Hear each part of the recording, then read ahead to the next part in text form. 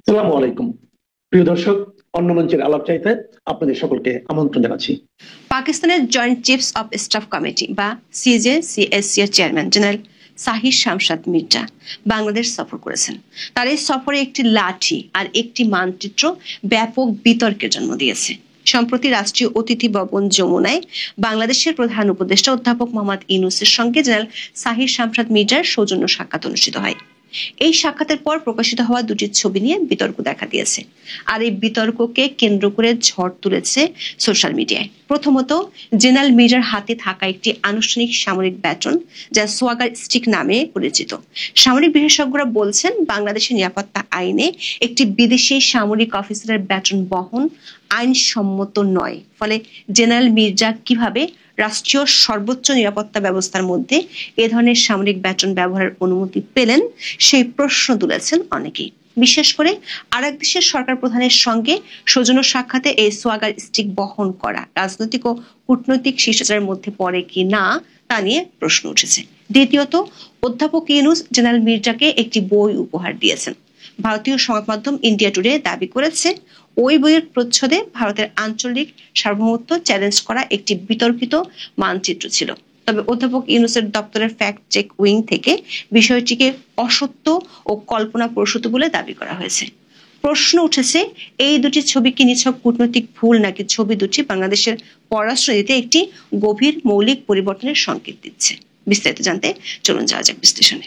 গত বছর আগস্টে আওয়ামী লীগ সরকারের পতনের পর বাংলাদেশের পররাষ্ট্রনীতিতে কিছু মৌলিক কৌশলগত পরিবর্তন শুরু হয়।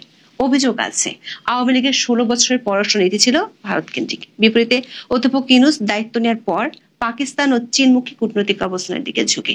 এমন পটভূমিতে ঢাকা ইসলামাবাদ সম্পর্ক দ্রুত উষ্ণ হতে শুরু করে। 1971 সালের স্বাধীনতা যুদ্ধের পর থেকে দুই দেশের সম্পর্ক ঐতিহাসিকভাবে টানাপোড়েনের মধ্যে ছিল, কিন্তু অন্তর্বর্তী সরকার আমলে সে সম্পর্ক স্বাভাবিকরণের প্রক্রিয়া ত্বরান্বিত হয়। 2024 সালের আগস্টে পাকিস্তানের উপপ্রধানমন্ত্রী ও পররাষ্ট্রমন্ত্রী ইসাকদারের ঢাকা সফরকে ইসলামাবাদ ঐতিহাসিক বলে মন্তব্য করেছিল। কূটনৈতিক বিশ্লেষকরা মনে করেন, বাংলাদেশ ও পাকিস্তান এখন কেবল দ্বিপাক্ষিক বাণিজ্য, বিনিয়োগ এবং প্রতিরক্ষা সহযোগিতা বাড়ানোর দিকেই মনোযোগ দিচ্ছে না, বরং আঞ্চলিক কৌশলগত বিষয়গুলোতেও তাদের স্বার্থের সমন্বয় ঘটাতে চাইছে।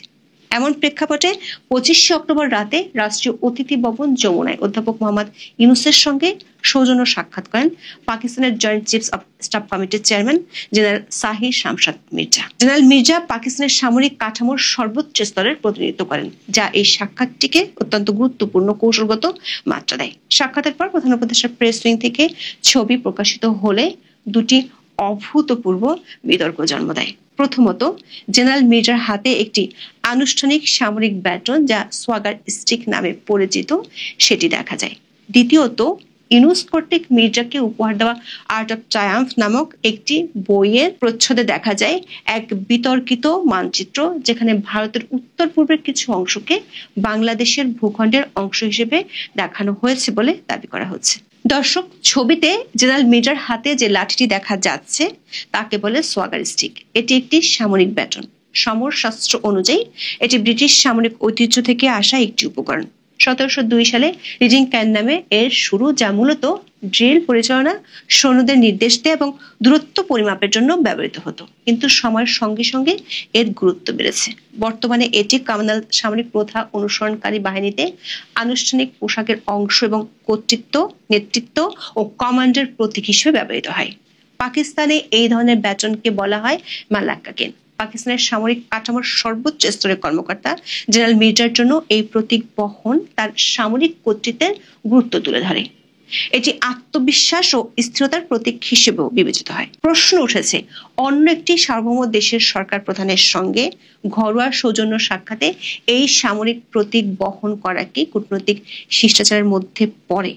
আন্তর্জাতিকভাবে স্বীকৃত প্রোটোকল অনুযায়ী সামরিক কর্মকর্তারা সাধারণত আনুষ্ঠানিক পোশাক পরলেও রাষ্ট্রপ্রধান বা সরকার প্রধানের সঙ্গে ঘরোয়া সৌজন্য সাক্ষাতে ব্যাটন বা আনুষ্ঠানিক লাঠি বহন করেন না। অনুসন্ধানে দেখা গেছে, জেনারেল মির্জার এই প্রতীক বহন ছিল একটি স্পষ্ট ব্যতিক্রম। এর আগে ভারতীয় সেনাপ্রধান জেনারেল মনোজ পান্ডে কিংবা যুক্তরাষ্ট্র ও চীন সফরকারী জেনারেলরা তাদের ঢাকা সফরে অসামরিক অনুষ্ঠানে ব্যাটন বহন করেননি।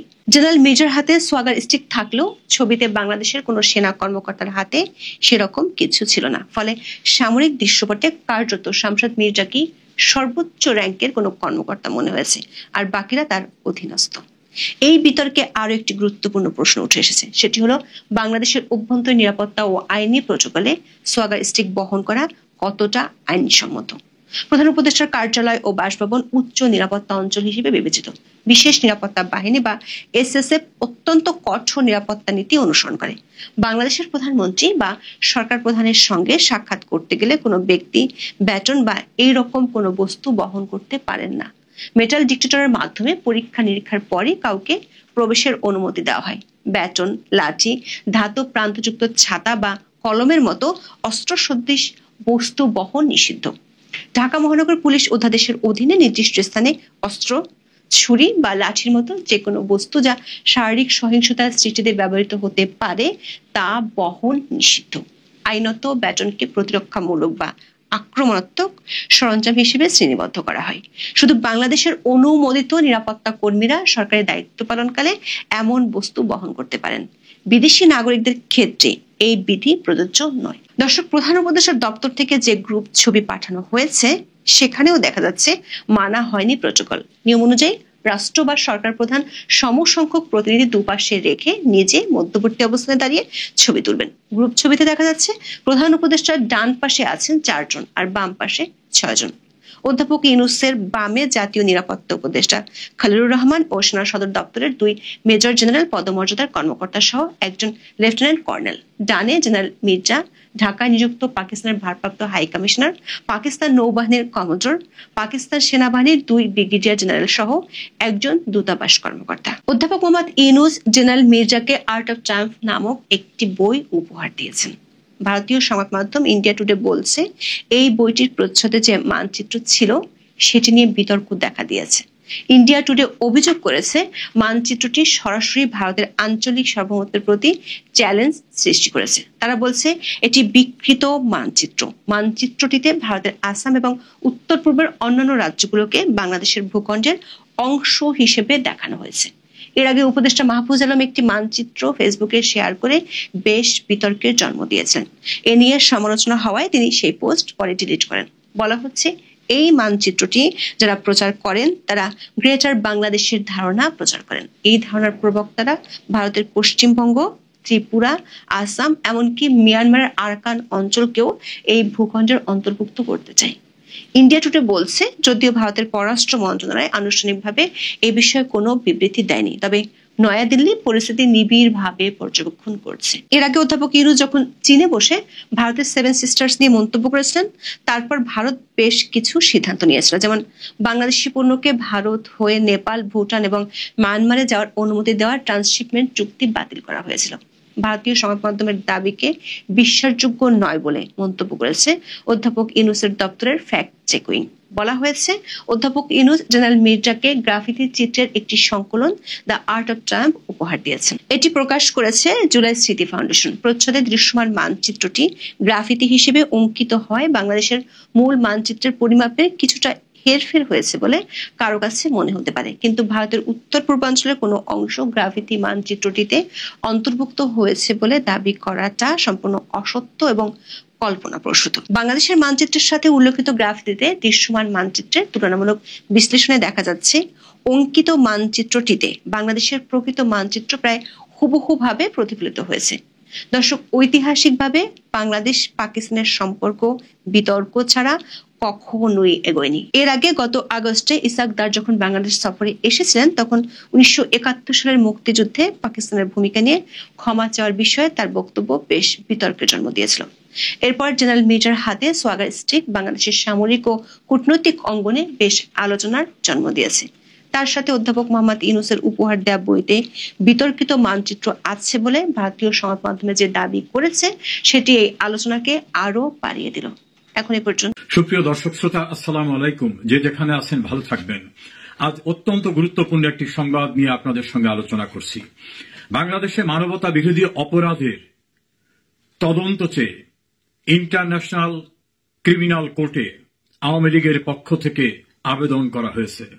আর্টিকেল 15 যে কমিউনিকেশনস বলতে যেটা বোঝায় সেই আবেদন করেছেন বিশ্ববিখ্যাত ল চেম্বার, ডাউটি স্ট্রিট ল চেম্বারের পক্ষ থেকে কেসি স্টিভেন পাওয়েলস এই আবেদন করেছেন। সেই আবেদনে উল্লেখ করা হয়েছে কিভাবে একটি গণতান্ত্রিক সরকারকে মেটিকুলাস ডিজাইনে সহিংস আন্দোলনের মধ্য থেকে উচ্ছেদ করা এবং 2024 সালের জুলাই অগস্টে নির্বিচারে বর্বরোচিতভাবে কিভাবে আওয়ামী লীগ এর সহযোগী সংগঠনের নেতৃবৃন্দ সরকারি কর্মকর্তাদেরকে হত্যা করা হয়, কিভাবে নাশকতা, নৈরাজ্য, বর্বরতা চালানো হয় সেগুলি। একই সঙ্গে উল্লেখ করা হয়েছে কিভাবে অপারেশন ডেভিল হার্টের নামে বিপুল সংখ্যক মানুষদের গ্রেপ্তার করে নির্যাতন করা হয়। আরো উল্লেখ করা হয়েছে গ্রেপ্তার করার পর কাস্টডিতে বিপুল পরিমাণ মানুষদের কিভাবে হত্যা করা হয়েছে এবং হত্যাকাণ্ডের সঙ্গে, নৈরাজ্যের সঙ্গে, বর্বরতার সঙ্গে যারা জড়িত তাদেরকে পরিত্রাণ দেওয়ার জন্য ইনডেমনিটি দেওয়ার যে নোটিশ জারি করা হয়েছে ক্ষমতাসীন সরকারের পক্ষ থেকে, সেই বিষয়গুলিকে উল্লেখ করা হয়েছে। এই আবেদনে বলা হয়েছে ইন্টারন্যাশনাল ক্রিমিনাল কোর্টের জুরিসডিকশনের ভিতর বাংলাদেশ, কারণ স্বাক্ষরকারী একটি রাষ্ট্র বাংলাদেশ, ফলে এই কোর্ট প্রপার ইনভেস্টিগেশন করতে পারে। সেই জন্য ইনভেস্টিগেটর নিয়োগ করে ইনভেস্টিগেশন করার জন্য আবেদন করা হয়েছে। বিস্তারিত তথ্যের সঙ্গে শুধুমাত্র অভিযোগই শুধু নয়, তার সপক্ষে ক্ষতিগ্রস্তদের পরিবার এবং অন্যান্যদের স্টেটমেন্ট আকারে সাক্ষ্য দাখিল করা হয়েছে। এটি বাংলাদেশ আওয়ামী লীগের পক্ষ থেকে উচ্চ পর্যায়ে তদন্ত চাওয়া একটি গুরুত্বপূর্ণ বিষয়। যারা এই আবেদনটা করেছেন, অর্থাৎ ডাউটি স্ট্রিট চেম্বারের পক্ষ থেকে স্টিভেন পাওয়েলস, যিনি কেসি কিংস কাউন্সিলর, তিনি এই সকল ক্ষেত্রে তিনি নিজে এবং তারই চেম্বার বিশ্ববিখ্যাত মানবতা বিরোধী অপরাধ যেখানে হয় সেই অপরাধের বিচারের জন্য প্রয়োজনীয় পদক্ষেপ গ্রহণ করতে তারা আইনি সহায়তা দিয়ে থাকেন। বাংলাদেশে 2024 সালের জুলাই অগস্টে যারা এ জাতীয় অপরাধ করেছে তাদের পরিত্রাণ দেওয়ার জন্য অবৈধভাবে ক্ষমতা দখলকারী ইউনূস সরকার যে ইনডেমনিটি জারি করেছিল সেটাও ছিল অবৈধ, সে বিষয়গুলো সেখানে উল্লেখ করা হয়েছে। অপরাধীরা অবৈধভাবে ক্ষমতা দখল করে নির্বিচারে আওয়ামী লীগ এর সহযোগীরা এবং সরকারের বিভিন্ন পর্যায়ে যারা সাংবিধানিক দায়িত্ব পালন করেছিলেন তাদেরকে যে নৃশংসভাবে হত্যা করা হয়েছে, দেশের ভিতর নৈরাজ্যতা, সহিংসতা, নাশকতা, বর্বরতা, আইন লঙ্ঘন, এই যে অপরাধগুলি করেছে যা মানবতা বিরোধী অপরাধের আওতাভুক্ত, সেই অপরাধের দেশের অভ্যন্তরে বিচারের কোনো সুযোগ না থাকায় এবং তাদেরকে মুক্তি দেবার জন্য সরকারের একটি মন্ত্রণালয়ের পক্ষ থেকে যে নোটিফিকেশন দেওয়া হয়েছে সেটাও অপরাধকে প্রশ্রয় দেওয়া, অপরাধীকে প্রশ্রয় দেওয়ার ঘটনা এভাবে উল্লেখ করা হয়েছে। বাংলাদেশ আওয়ামী লীগের পক্ষ থেকে আন্তর্জাতিক ক্রিমিনাল কোর্টে এই যে আবেদন করা হয়েছে বিশ্ববিখ্যাত একটি ল চেম্বারের মাধ্যমে, আমরা আশা করছি এ বিষয়টি তদন্ত হবে এবং স্বরূপ উন্মোচিত হবে যে প্রকৃতপক্ষে বাংলাদেশে মানবতা বিরোধী অপরাধ কারা করেছে, তাদের পৃষ্ঠপোষক কারা, সহযোগী কারা এবং তাদেরকে কারা রক্ষা করার চেষ্টা করেছে। দর্শক শ্রোতা, ভালো থাকুন। নতুন করে আবার রাজসাক্ষীর সন্ধানে নেমেছে বর্তমান সরকার। পুলিশের সাবেক আইজিপি আব্দুল্লাহ আল মামুনের পরে পরবর্তী বিচার প্রক্রিয়ায় প্রধানমন্ত্রী শেখ হাসিনা এবং অন্যান্যদেরকে খুব সহজেই যাতে ফাঁসাতে পারেন সেজন্য রাজসাক্ষী খোঁজা হচ্ছে। প্রাধান্য দেওয়া হচ্ছে রাজনৈতিকভাবে গ্রেপ্তারকৃত ব্যক্তিদের মধ্যে অপেক্ষাকৃত বেশি বয়স্ক, দুর্বল চিত্ত, ভীত সন্ত্রস্ত তাদেরকে এবং অতি সম্প্রতি সেনাবাহিনীর ভিতর থেকে যে সকল জেনারেলদের গ্রেপ্তার করা হয়েছে তাদের ভেতরেও কোনোভাবে রাজসাক্ষী তৈরি করা যায় কিনা এজন্য তাদের পরিবারকে টার্গেট করা হয়েছে। শেখ হাসিনা, আসাদুজ্জামান কামাল এবং চৌধুরী আব্দুল্লাহ আল মামুনের যে বিচার প্রক্রিয়া, এই বিচার প্রক্রিয়ায় এখন স্পষ্টত যে চৌধুরী আব্দুল্লাহ আল মামুনকে মুক্তি দেওয়া হবে এবং শেখ হাসিনা ও আসাদুজ্জামান কামালকে বড় ধরনের শাস্তি দেওয়া হবে। এই দৃশ্যটাকে সামনে রেখে রাজসাক্ষী যাদেরকে করার চিন্তা ভাবনা করা হচ্ছে তাদের পরিবারকে টার্গেট করা হয়েছে যে রাজসাক্ষী হলে এভাবে চৌধুরী আব্দুল্লাহ আল মামুনের মতো মুক্ত হয়ে যেতে পারবে। পরিবারের পক্ষ থেকে চাপ সৃষ্টি করে ভয়ভীতি দেখিয়ে প্রলোভনের মধ্য থেকে রাজনৈতিক নেতাদের এক অংশ, গ্রেপ্তারকৃত অন্যান্য সরকারি কর্মকর্তা, পুলিশের কর্মকর্তা এবং সর্বশেষ সেনাবাহিনীর কর্মকর্তাদের পরিবারকে টার্গেট করে সে বিষয়ে নতুন প্রক্রিয়ায় এগোনো হচ্ছে বলে দায়িত্বশীল সূত্র জানিয়েছে। এই সকল দুর্বল চিত্তের মানুষদের দিয়ে শেখানো বাণী আদালতে উপস্থাপন করে সাক্ষ্য দেওয়ানো হবে, এভাবেই তাদের প্রস্তুতি। কিন্তু কেউ সুবিধা ভোগ করে সাক্ষ্য দিলে সেই সাক্ষ্যের যে আইনগত কোনো ভিত্তি থাকবে না, এটা হয়তো তারা এই মুহূর্তে ভাবছেন না। তাদের দৃষ্টি তড়িঘড়ি করে একটা সাজার ব্যবস্থা করা, এভাবেই বিচার প্রক্রিয়াকে নিয়ন্ত্রিত অবস্থার ভিতর থেকে প্রতিপক্ষকে দমনের জন্য, বিশেষ করে মুক্তিযুদ্ধের চেতনায় বিশ্বাসী রাজনৈতিক ব্যক্তিবর্গ, সরকারি কর্মকর্তা, বিভিন্ন বাহিনীর কর্মকর্তাদেরকে দণ্ডিত করে মুক্তিযুদ্ধের চেতনাকে অবদমিত করা এবং কার্যত ৭১ সনের পরাজয়ের প্রতিশোধ নেওয়ার সুপরিকল্পিত অর্থাৎ মেটিকুলাস ডিজাইনে এগিয়ে চলছে বর্তমান প্রশাসন।